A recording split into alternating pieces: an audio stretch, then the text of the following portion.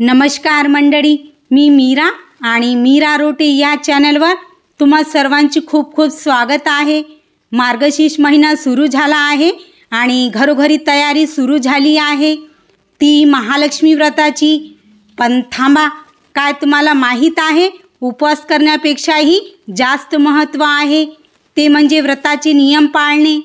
होय, तुम्ही बरोबर ऐकलेत। जर आरोग्यामुळे किंवा कामामुळे तुम्हाला कडक उपवास करणे शक्य नसेल तरी तुम्ही देवीची कृपा मिळू शकता।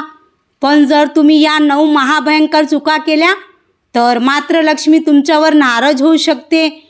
आणि होय, पूजेची मांडणी करताना त्या एका अशुभ वेळेची काळजी घेतली नाही तर पूजेचे फळ मिळणार नाही।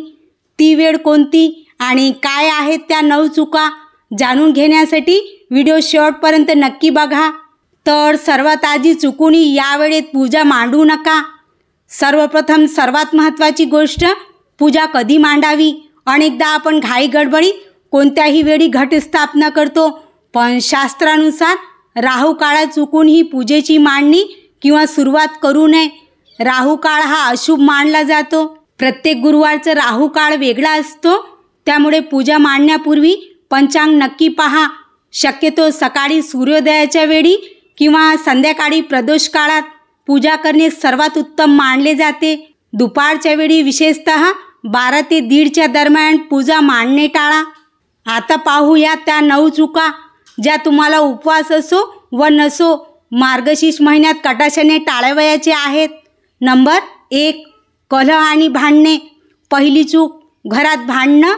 ज्या घरात सतत कटकटी किंवा मोठ्या आवाजात भांडणं होतात तिथे लक्ष्मी क्षणभरही थांबत नाही, त्यामुळे गुरुवारी घरात शांतता ठेवा। नंबर 2, अपमान। दुसरी चूक, घरातील स्त्रीचा किंवा वयोवृद्धांचा अपमान। लक्ष्मी ही स्त्रीच्या रूपातच आपल्या घरात वावरत असते, त्यांचा अपमान म्हणजे साक्षात लक्ष्मी देवीचा अपमान। नंबर 3, अस्वच्छता। तिसरी चूक, अस्वच्छता। पूजा मांडली आहे पण घर अस्तव्यस्त आहे, कोपऱ्यात जाळे आहेत तर पूजा व्यर्थ आहे। उंबरठा आणि प्रवेशद्वार नेहमी स्वच्छ ठेवा। नंबर 4, दुपारची झोप। चौथी चूक, दिवसा झोपणे। मार्गशीर्ष गुरुवारी व्रताच्या दिवशी दुपारी झोपणे टाळावे, यामुळे आळस वाढतो आणि दारिद्र्य येते। नंबर 5, तामसी अन्न। पाचवी चूक, मांसाहार आणि मद्यपान। हे तर सर्वांना माहीत आहेच, पण गुरुवारी कांदा लसूण खाणेही टाळले तर उत्तम। सात्विक आहारच घ्यावा। नंबर 6, रिकामे घर। 6वी चूक, घर सोडून जाणे। गुरुवारी संध्याकाळी दिवे लावण्याच्या वेळी घर पूर्णपणे बंद करून बाहेर जाऊ नका। घरात किमान एक तरी व्यक्ती असावी आणि मुख्य दरवाजा उघडा असावा। नंबर 7, खोटे बोलणे आणि निंदा। 7वी चूक, परनिंदा। दुसऱ्यांची बुराई करण्यात वेळ घालवू नका, त्याऐवजी ओम महालक्ष्मी नमो नमः चा जाप करा। नंबर 8, कहाणीचा अर्धवट स्वीकार। 8वी चूक, कहाणी न वाचणे। फक्त पूजा मांडली आणि कहाणी वाचली नाही किंवा ऐकली नाही तर व्रत अपूर्ण मानले जाते। पोथी श्रद्धेने वाचा। नंबर 9, उद्यापनाकडे दुर्लक्ष। 9वी आणि शेवटची चूक, शेवटच्या गुरुवारी उद्यापन न करणे। जर तुम्ही व्रत सुरू केले असेल तर शेवटच्या गुरुवारी यथाशक्ती 5 किंवा 7 सुवासिनींना हळदी कुंकू देऊन उद्यापन नक्की करा। आता प्रश्न येतो, जर तब्येतीमुळे उपवास करता येत नसेल तर काय करावे? काळजी करू नका।